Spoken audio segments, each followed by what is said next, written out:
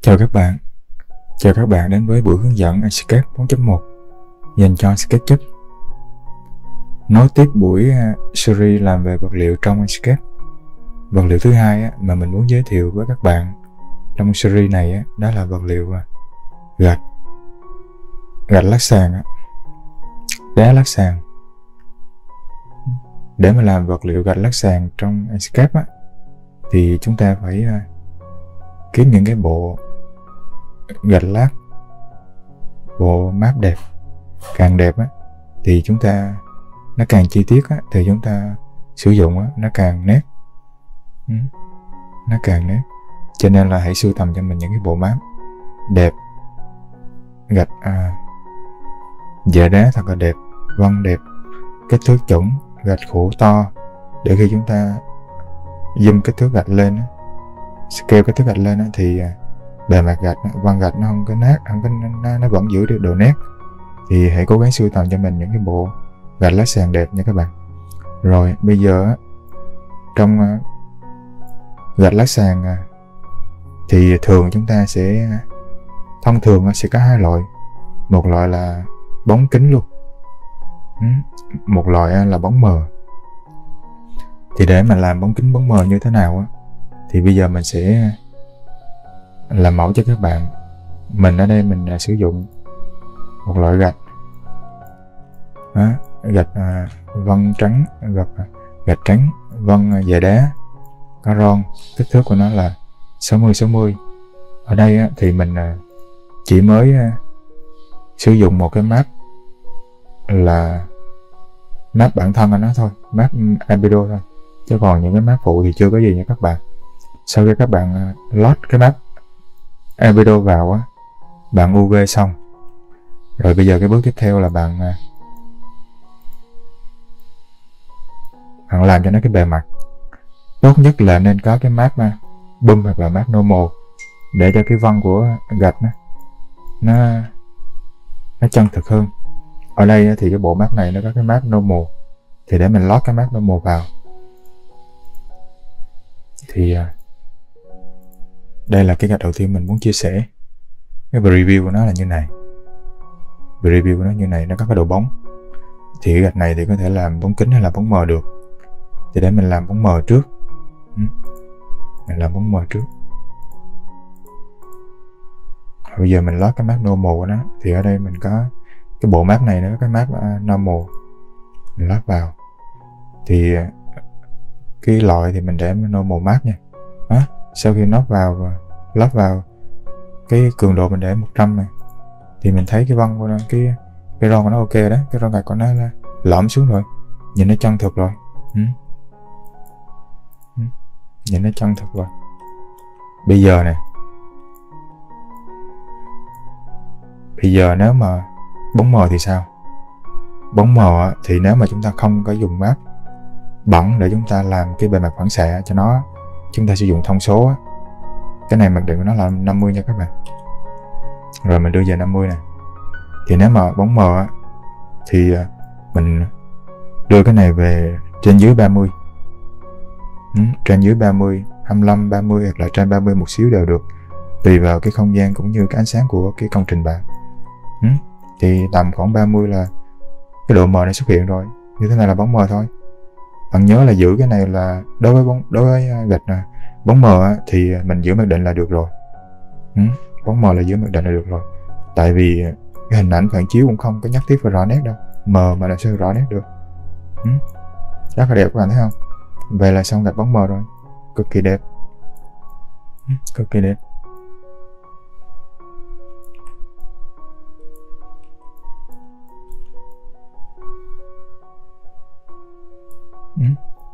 Ron gạch cũng, nói chung cái map này là mình thấy ok, ổn, sử dụng được, màu trắng đẹp.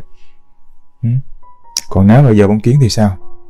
Bóng kiến nếu mà không dùng cái map bẩn thì bạn đưa cái này về không luôn. Bạn kéo cái này lên 75, 70, 75 gì cũng được, 75 đi, cho cái bóng nó phản chiếu xuống cái sàn gạch nó chân thực hơn. Đó, vậy là ra bóng kiến thôi. Vậy là ra bóng kiến. Sau khi mà làm xong thì các bạn export ra để các bạn lưu, sau này sử dụng các bạn cứ vậy mà sử dụng thôi.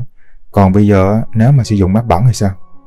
Map bẩn để làm cái phản xạ cho cái gạch này thì bạn lót map bẩn thôi. Bạn lưu ý nha, cái map bẩn cho những cái sàn gạch thường mình làm mình sử dụng những cái map như thế này thôi. Cái độ bẩn nó ít thôi, không có nhiều. Chứ nó nhiều quá nhìn nó gớm lắm. Nhìn vậy nó mới chân thực, nó mới sang trọng được để mình làm thử cho các bạn. Ví dụ giờ mình sử dụng map bẩn để mình làm gạch bóng kiến nha. Bạn load nó vào. Sau khi load nó vào bạn mở lên. Thường mà khi cái map bẩn mà đối với sàn gạch mà cái khổ nhỏ thế này bạn nên để nhỏ thôi, 0.5 hoặc là 0.3 thôi. Đó, đừng có để nó to, tại vì vân tay hay là những cái vết bẩn nhỏ mà nó đâu phải như cái map bẩn của cái tường đâu. Bạn để 0.5 0.5 này, cái này bạn đảo map này để cái vùng trắng thành cái vùng bóng, bạn để 100% luôn là bóng kiến. Đó, như thế này là bóng kiến này, để mình coi thử này, nó có những cái vân tay này, thấy không, nó có những cái vết xước. Khi bạn những vết xước hay là những cái vết vân tay nhỏ nhỏ này, những vết xước hay là những vết vân tay nhỏ nhỏ này,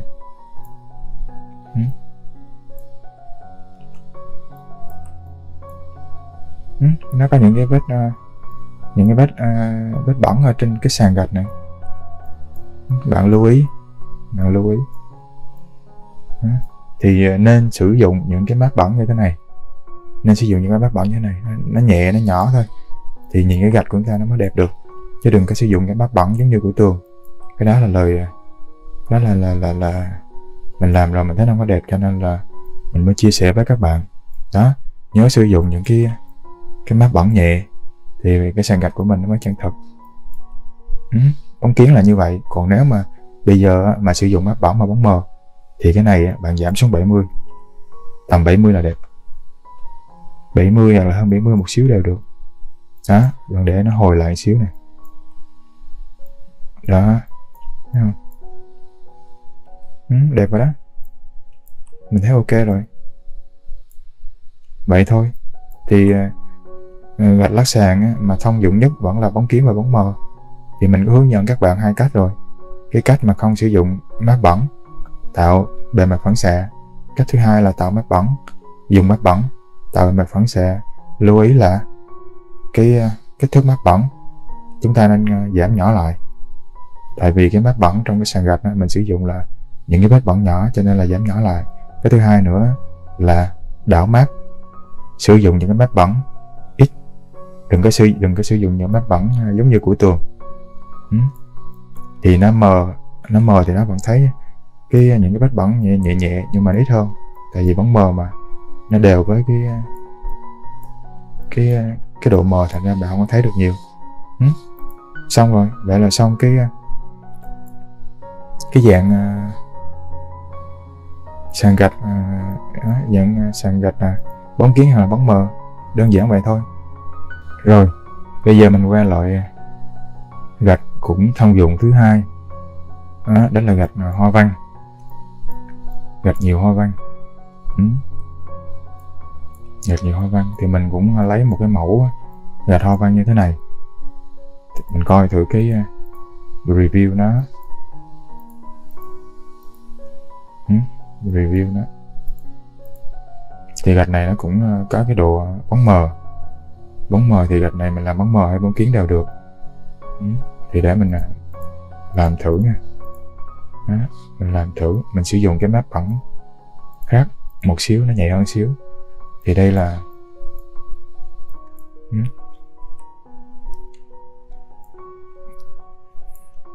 rồi sau khi mà load cái map albedo vào chúng ta chưa làm gì hết, mới chỉ load cái map albedo vào thôi. Thì bước tiếp theo là chúng ta hãy load cái map boom hoặc là normal. Có map nào thì chúng ta sử dụng map đấy trong cái bộ map của nó. Map normal thì độ nổi của nó tốt hơn. Rồi sau khi load vào thì bạn để ý thế này. Đó, những cái ron Đó, những cái ron gạch lại bắt đầu nó xuất hiện. Mình tăng nó lên xíu luôn. Cho nó nổi cái ron gạch một xíu.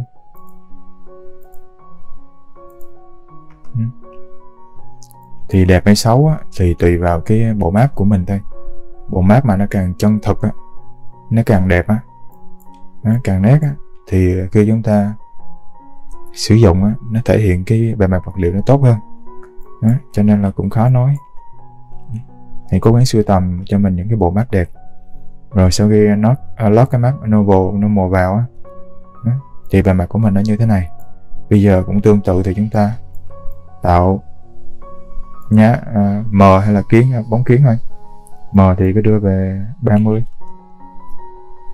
Đây là gạch nè. Bóng M thì nhớ để cái này 50. Rồi muốn bóng kiến á, thì mình kéo về 0. Cái gạch này thì mình thấy nó không phù hợp với bóng kiến lắm. Không bóng kiến lắm, mình để là bóng M đi. Bóng M đi. Bóng M thì mình thấy nó đẹp hơn. Còn nếu mà bạn muốn nó nhám nữa thì bạn đưa nó về 50. 50 thì cái độ phản xạ của nó thấp lại. Cái nào cũng được, một là 30 hay là 50 tùy bạn. Thường là cái nấc là 30-50 thôi, tùy vào cái công trình thể hiện. Nếu mà cái sàn của chúng ta phản xạ nhiều quá thì chúng ta nên giảm về 50. Rồi đây là cái cách thông thường, 30 hoặc là 50. Rồi bây giờ mình sử dụng map bẩn đi. Sau khi cái lót vào, bạn nhớ cái này 50 thôi nha, đối với M hoặc là nhám thì 50 thôi. Sau khi lót vào, chúng ta tắt cái đồng bộ này đi, chúng ta đưa nó về 0.5 đi. Đó, rồi chúng ta bật cái đảo ngược map, chúng ta đưa về 70 là M. 70 là M. Hoặc là nó muốn nó nhám thì 50 luôn. Bề mặt nó ít phản xạ nữa. Ít phản xạ nữa. Cứ vậy thôi. Một là 50, hai là 70. 70 thì thường là bóng M. Còn 50 là nhám, bề mặt nhám vậy thì dùng 50 là được. 50 hoặc là 40. Cái này các bạn linh động, chứ cũng không có một cái thông số nào mà cố định cả. Nó tùy vào ánh sáng, rồi tùy vào rất là nhiều thứ ở trong cái công trình. Nhưng mà mình hiểu được cái thông số để mình điều chỉnh thôi. Đó, hiểu được những cái thông số ở cái mức cơ bản, có nghĩa là nó sẽ nằm ở trong cái ngưỡng đó, thì để mình biết mình điều chỉnh. Rồi cái này do trời sáng bên ngoài nó hơi mạnh, thành ra cái độ phản chiếu xuống sàn nó hơi nhiều. Nhưng thực tế thì nó không có phản xạ cái phản xạ nhiều cái nguồn sáng như vậy đâu, cho nên các bạn an tâm. Rồi đây là bóng M. Gạch hoa văn này chúng hoa văn này chỉ có vậy thôi, hay là đéo hoa văn này chỉ có vậy thôi, mình thấy đẹp mà, không có gì đâu. Rồi bây giờ mình đến cái loại gạch thứ ba, màu tối, bề mặt nhám. Bề mặt nhám. Bề mặt nhám. Trên bề mặt có thể nó có cái độ gồ ghề một xíu. Cái này thì làm bóng mờ hoặc là nhám cho nó sang trọng. Thì sau khi mà lót cái map vào,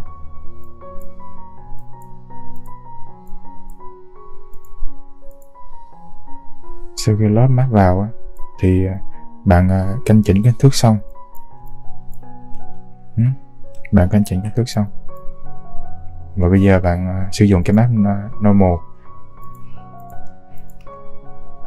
để cái vân gạch vân gạch của nó xuất hiện rõ hơn. Nó lõm xuống một xíu nữa, có những vị trí bắt đầu nó lõm xuống này. Rồi thì tương tự để mà M thì chúng ta dùng 50. Bạn dùng 50.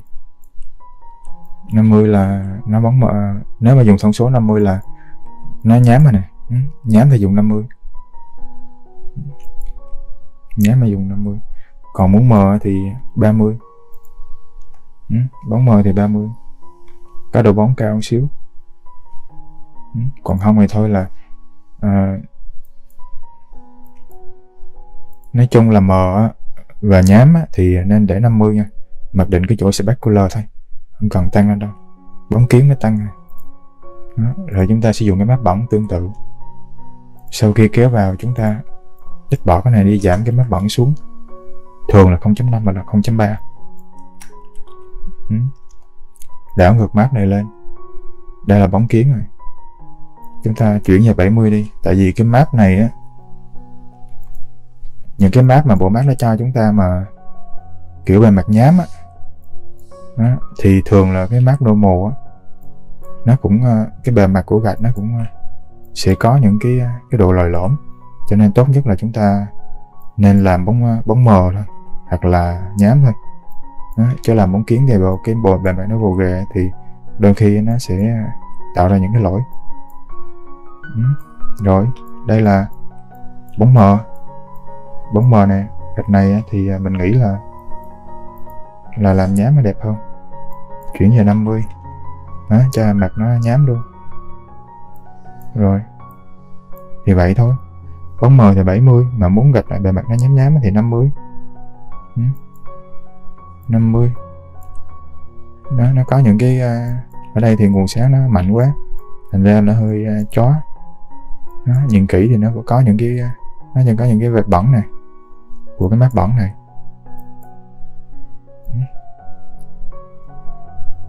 Thì đơn giản vậy thôi, cứ lót map bẩn vào, đảo ngược map, giảm cái kích thước map bẩn xuống. Nếu mà bóng mờ thì 70, mà nhám thì 50, tùy vào loại gạch nha các bạn, tùy vào cái map normal mà nó cho chúng ta nữa. Cái map normal mà bề mặt gạch nó lồi lõm trên bề mặt gạch lồi lõm thì chúng ta nên làm nhám, chuyển về 50 thôi, hoặc là 45. Còn nếu mà bề mặt gạch nó trơn nhẵn thì chúng ta có thể làm bóng mờ thì đưa lên 70, 75, hoặc là bóng kiến thì 100. Cho nên là còn nếu mà bạn muốn làm bóng kiến thì bạn bỏ cái này luôn, cho bề mặt nó nhẵn luôn, bạn kéo nó lên 100 là bóng kiến. Vậy thôi. Chứ nếu mà bạn sử dụng map normal, đôi khi cái bề mặt của nó không có trơn nhẵn thì nó dễ tạo ra cái gồ ghề của cái bóng kiến. Nhưng mà nó có một cái nhược điểm là nếu bạn bỏ cái map normal đi thì cái ron gạch nó sẽ mình ít có thấy nữa, ít có thấy. Cái này các bạn nên linh động. Bạn thấy không, nếu mà không có cái ron gạch thì mình cảm giác cái bài nó không có chân thật, nó thiếu chân thật đi một chút. Nhìn giống gương. Nếu mà là bóng kiến thì tăng cái này lên 70, 75, cho hình ảnh rõ nét. Vậy thôi.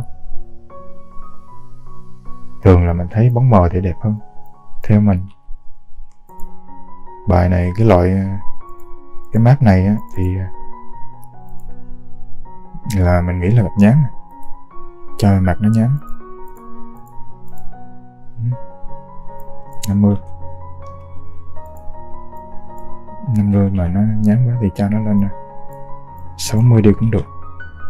Cái này các bạn linh động chứ không có chính xác 100%, bởi vì tùy vào cái ánh sáng nó lọt vào công trình mình nữa. Bạn muốn mà cái màu tối này nó nhẹ bớt thì bạn giảm xuống 95. Nó sáng chút là nó vẫn 95, nhưng mà đừng có giảm cái thông số này nhiều quá, tại vì bạn giảm nhiều thì cái map mình nó sẽ mờ đi, thì dẫn tới một cái chuyện là cái vân gạch nó sẽ không có rõ nét nữa. Nên cho nên cái này lưu ý, cái này là giảm thì giảm rất là ít, giảm 5% mà thôi, 10% thôi, chứ đừng có giảm nhiều quá. Giảm nhiều quá thì cái màn hiển thị của mình nó sẽ mờ, không nên. Rồi, đây là gạch nhám nè. Thông số là sử dụng cái map bẩn kéo về 60% hoặc là 50%. Vậy thôi, các bạn linh động ở chỗ này. Xong cái dạng gạch thứ ba rồi. Rồi, bây giờ chúng ta đến cái gạch cuối cùng trong buổi hôm nay mà mình muốn chia sẻ, đó là đá lát sàn. Bề mặt nó rất là nhám, bề mặt nó nhám và thô. Đây, Đây là cái review của nó. Bộ này, cái bộ map này thì mình tải về thôi. Bạn có thể lên mạng bạn tải rất là nhiều. Bạn lên mạng bạn tải rất là nhiều.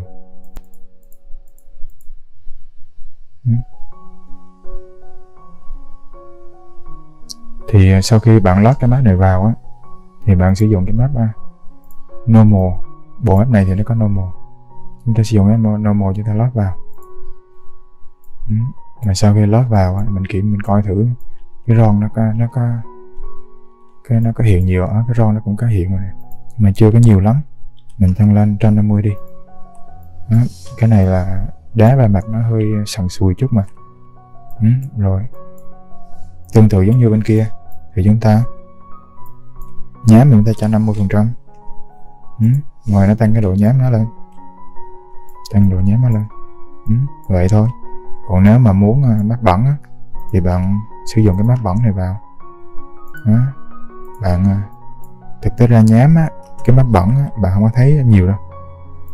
Đó. Mình sử dụng cho nó nhanh thôi. Đó. Chứ map bẩn này thực sự là mình sẽ không có thấy nhiều. Đây là bóng rồi, kiến rồi. Đó, mình đưa về 50 rồi. Bạn đợi một xíu nó hồi lại cái. Đó, vậy thôi. Cứ bóng kiến là 100%, bóng mờ là 70%. Còn nhám, bề mặt nhám á, có chút độ bóng á, thì bạn để 50% kéo về. Sử dụng map bẩn thì những cái map bẩn ít, nhẹ thôi. Đơn giản vậy. Gạch lát sàn thì nó chỉ có như vậy thôi. Các thông số thì mình cũng chia sẻ rồi.